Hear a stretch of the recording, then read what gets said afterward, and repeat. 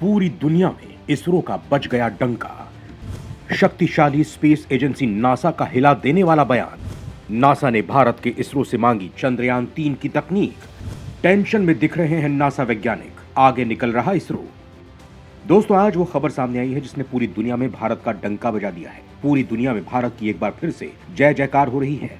दोस्तों, कभी आपने सुना होगा कि एक वक्त था जब दुनिया भारत को सांपों और साधुओं का देश मानती थी। कुछ साल पहले अमेरिका के प्रतिष्ठित अखबार न्यूयॉर्क टाइम्स ने भारत के स्पेस मिशन का मजाक उड़ाया था। कभी अमेरिका जैसा देश इसरो के लिए सबसे जरूरी क्रायोजेनिक इंजन की तकनीक तक नहीं दे रहा था। रूस से तकनीक मांगी तो अमेरिका ने रूस को भी बैन लगा देने की धमकी देकर मुंह बंद कर दिया। यानी अमेरिका जानता था कि इसरो को यह तकनीक मिल गई तो वो कभी न कभी नासा को भी टक्कर देने में सक्षम हो सकता है। हालांकि दोस्तों, कुछ देर से ही सही, क्रायोजेनिक इंजन भी भारत ने खुद से बनाया और बाकी कई तरह की तकनीक भी भारत आई। और आज भारत चांद के क्षेत्र में अपना सफल मिशन कर चुका है, जहां पहुंचना तो छोड़ो, कोई जाने की हिम्मत तक नहीं कर सकता। चंद्रयान-3 ने भारत के दुश्मनों को ऐसा हिलाकर रख दिया कि अब तो पूरी दुनिया इसरो के साथ काम करने के लिए हाथ पैर मार रही है। अब नासा की तरफ से जो बयान आया है, यकीन मानिए वो आपको भी हैरान कर देगा, क्योंकि नासा ने इसरो से मदद मांगी है। नासा ने भारत से चंद्रयान-3 की तकनीक देने की रिक्वेस्ट की है। जी हाँ, ये हर भारतीय के लिए गर्व करने वाली बात है। चलिए आपको पूरी खबर विस्तार से बताते हैं। दोस्तों, दुनिया का सबसे ताकतवर मुल्क कहा जाने वाला अमेरिका भारत की टेक्नोलॉजी को खरीदने के लिए लालायित है। जी हाँ, इसरो के चेयरमैन एस सोमनाथ ने जो बताया वो आपको गर्व से भर देगा। जिस समय चंद्रयान-3 मिशन लॉन्च किया जा रहा था, अमेरिकी स्पेस एजेंसी नासा के वैज्ञानिकों की एक टीम भी इसरो हेडक्वार्टर में मौजूद थी। वो कम खर्चे में भारतीय स्पेस साइंटिस्ट की बेहतरीन टेक्नोलॉजी देखकर हैरान थे। वो विश्वास ही नहीं कर पा रहे थे कि महज 600 करोड़ में कोई मिशन चांद पर जा सकता है। अमेरिका हैरान था कि भारत इतने कम पैसे में मून के साउथ पोल पर कैसे जा रहा है। बाद में नासा के वैज्ञानिकों से रहा नहीं गया और उन्होंने भारत से वो टेक्नोलॉजी मांग ली। जी हाँ, रामेश्वरम में doctor APJ Abdul Kalam foundation द्वारा आयोजित एक कार्यक्रम में स्टूडेंट्स को संबोधित करते हुए सोमनाथ ने बताया, नासा की जेट प्रोपल्शन लेबोरेटरी से करीब 5-6 लोग इसरो मुख्यालय आए थे। हमने उन्हें चंद्रयान-3 टेक्नोलॉजी के बारे में बताया। ये सॉफ्ट लैंडिंग से पहले की बात है। नासा के वैज्ञानिक ने कहा कि हमारे पास शब्द नहीं है, क्या कहें, सब कुछ इतने अच्छे से हो रहा है। अमेरिकी वैज्ञानिकों ने कहा था, साइंटिफिक उपकरणों को देखिए, वो कितने अच्छे और सस्ते हैं। ये हाई टेक्नोलॉजी है, आपने इसे कैसे बनाया? आप इसे अमेरिका को क्यों नहीं भेज देते? चंद्रयान-10 से कोई महिला चांद पर जाएगी।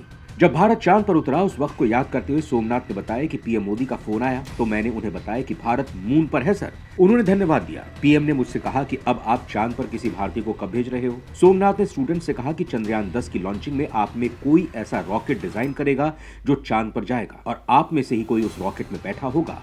इस बात की संभावना ज्यादा है कि वो लड़की होगी। उन्होंने कहा कि कोई महिला अंतरिक्ष यात्री भारत से जाएगी और चांद पर उतरेगी और इसके लिए आपको 2047 तक वेट नहीं करना पड़ेगा, ये उससे काफी पहले हो जाएगा। सोमनाथ ने विद्यार्थियों से कहा कि समय बदल गया है, हम बेस्ट उपकरण और बेस्ट रॉकेट बनाने में सक्षम हैं। यही वजह है कि हमारे पीएम नरेंद्र मोदी ने स्पेस सेक्टर को खोल दिया है। हमारे ज्ञान और इंटेलिजेंस का स्तर दुनिया के चुनिंदा देशों में से एक है। भारत एक दिन पावरफुल मुल्क बनेगा, हम टेक्नोलॉजी में शक्तिशाली बनेंगे। इसरो प्रमुख ने यह भी कहा कि आपको समझना होगा कि आज वक्त कैसे बदल रहा है। आज हम बेस्ट इक्विपमेंट्स, बेस्ट डिवाइसेस और बेस्ट रॉकेट बना रहे हैं। ये सब इसलिए हो रहा है क्योंकि प्रधानमंत्री नरेंद्र मोदी ने स्पेस सेक्टर को खोल दिया है। मैं तो स्टूडेंट से कह रहा हूँ कि स्पेस सेक्टर में आए और रॉकेट, सैटेलाइट बनाएं और देश को टेक्नोलॉजी के क्षेत्र में मजबूत बनाएं। केवल इसरो ही नहीं, अंतरिक्ष के क्षेत्र में हर कोई कुछ कर सकता है। भारत में आज 5 कंपनियां रॉकेट और सैटेलाइट बना रही हैं।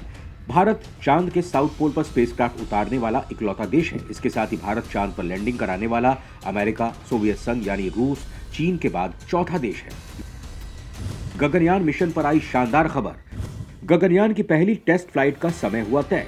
Indian space research organisation Bharat के पहले human space flight mission Gaganyaan के क्रू एस्केप सिस्टम की टेस्टिंग 21 अक्टूबर को सुबह 7 से 9 बजे के बीच करेगा।